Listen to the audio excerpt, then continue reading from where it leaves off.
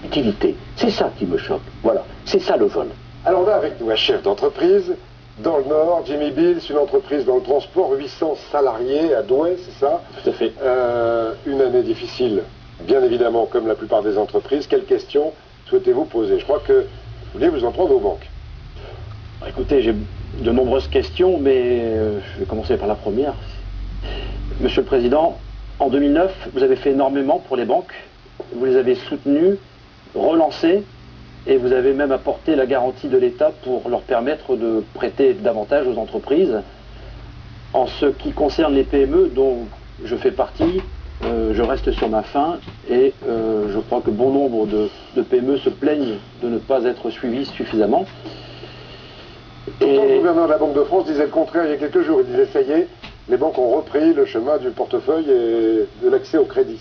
Ça reste difficile selon vous? Écoutez, moi j'entends beaucoup de chefs d'entreprise, confrères et autres se plaindre de certaines difficultés à obtenir des prêts.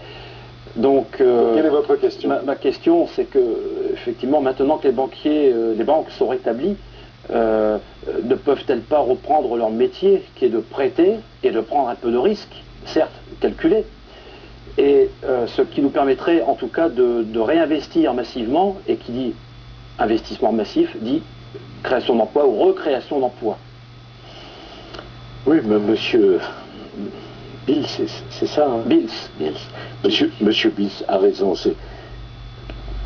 Je dois dire que parfois on est un peu désespéré, parce que on se trouve dans un système où tous les 10 ans, on s'aperçoit qu'on a prêté à n'importe qui, n'importe comment, qu'une bulle spéculative s'est créée dans l'immobilier ou dans l'Internet, il y a une crise, après on serre, et on ne prête pas à ceux qui en ont besoin. Alors on a sauvé les banques, c'est vrai, on a sauvé les banques. Pourquoi je l'ai fait?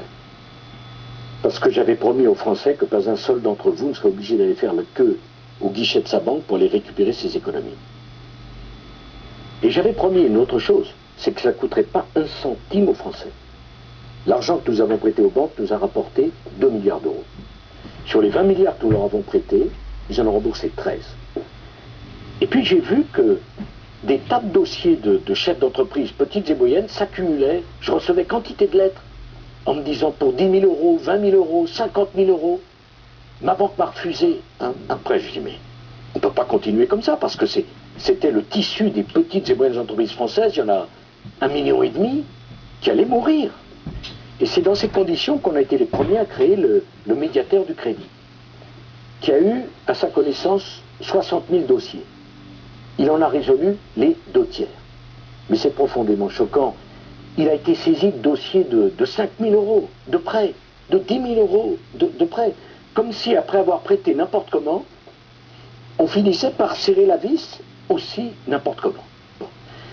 C'est reparti là. Pas assez, mais je regardais les chiffres avant de venir à l'émission. Les encours, les prêts aux Français ont augmenté de 3,2%, puisque l'immobilier est en train de repartir. Et pour les entreprises, on est 1,2. C'est pas assez. Donc, qu'est-ce qu'on va faire? Avec le grand emprunt, on a prévu de renforcer les fonds propres des entreprises comme les vôtres. Parce qu'au fond, que disent les banquiers? Ah, ben c'est risqué, on ne peut pas.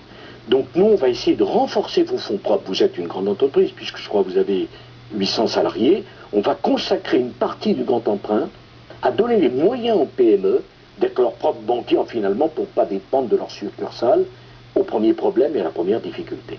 Mais c'est un sujet, M. Pernaut, extrêmement grave et extrêmement important, et je demande vraiment aux banques françaises de faire leur travail, et leur travail, c'est pas d'aller jouer avec des traders sur les marchés boursiers, c'est de prêter à un chef d'entreprise qui veut acheter de nouvelles machines, c'est de prêter à un jeune couple qui veut acheter un appartement, c'est de prêter à un artisan qui veut se développer pour acheter un fonds de commerce. C'est ça le travail de banquier. Et il faut revenir aux fondamentaux. On en profite pour regarder un chiffre important, le nombre de créations d'entreprises hors entrepreneurs en France en 2009, 260 000, et les défaillances 63 000. Les prévisions semblent bien meilleures pour 2010, mais il y a un mais, M. Bills, je crois que vous vous inquiétiez aussi de la taxe carbone, parce que vous avez une entreprise de transport et vous allez être concerné. Oui, alors la taxe carbone, c'est un impôt certainement nécessaire, mais c'est un impôt de plus, malheureusement, et dans cette période difficile que nous traversons, en tout cas, là je parle au nom des transporteurs, l'entreprise fait partie de la Fédération nationale des transporteurs routiers. Cette taxe vient se rajouter à cette concurrence européenne qui s'est aggravée depuis le mois de mai dernier, où eh bien, effectivement, on a ouvert la porte à ce marché européen et les transporteurs de l'Est. Là, vous parlez des charges, vous parlez des salaires dans les pays étrangers, moins élevés, avec des gens qui peuvent venir travailler en France. On est allé trop vite dans l'harmonisation européenne, vous me disiez en parlant, en préparant l'émission, Monsieur le Président, trop vite dans l'ouverture européenne avec une harmonisation nécessaire. Ces transporteurs, pour finir, comme vous le savez, Monsieur le Président, ont des salaires 4 à 5 fois plus bas que nos conducteurs français. Et aujourd'hui, ces transporteurs, on leur a permis de venir chez nous faire du transport domestique, le fameux cabotage. Pour les gens qui ne comprennent pas, qui ne savent pas ce que c'est donc la permission pour un transporteur polonais, par exemple, de charger faire du transport en France. Quelle est votre question, s'il vous plaît? Eh bien, par rapport à la taxe carbone, qui est un impôt de plus et une charge de plus pour les entreprises de transport françaises, entre autres, tous les secteurs qui sont concernés, mais ne pourrait-on pas bénéficier d'une exonération au moins alignée sur celle que les pêcheurs vont obtenir et les agriculteurs, voire plus, Monsieur le Président, si ça est possible. D'abord, sur le cabotage, vous avez vu que nous avons veillé à le limiter à 3 à partir d'un transport international. C'est vrai? C'est vrai. Bon. Pourquoi? Parce que je n'ai pas non plus envie de laisser faire n'importe quoi en France, et je sais parfaitement qu'il y a des différences sociales, et il faut que des entreprises comme la vôtre puissent vivre. Deuxièmement, si je me trompe, corrigez-moi, je pense que c'est à partir de 2012 qu'il y aura la fameuse taxe, écotaxe, qui va faire, et je veux que les Français le comprennent, c'est que les poids lourds étrangers en France ou français en France, on les taxera pour qu'ils contribuent au financement des infrastructures routières qu'ils utilisent hors autoroute concédée. Et ça me paraît normal que les camions qui traversent la France participent au financement de l'entretien des infrastructures routières en France. Mais là, il n'y aura pas de distorsion de concurrence, puisque on va faire payer les transporteurs étrangers. J'ajoute qu'il y a un certain nombre de pays, je pense à la Suisse, qui ont interdit leur pays d'être traversé par des poids lourds non suisses, donc on se les récupère. Eh bien, ces camions-là vont payer une taxe pour nous aider à financer les infrastructures. Si je peux me permettre, est-ce que ça concernera aussi d'autres domaines?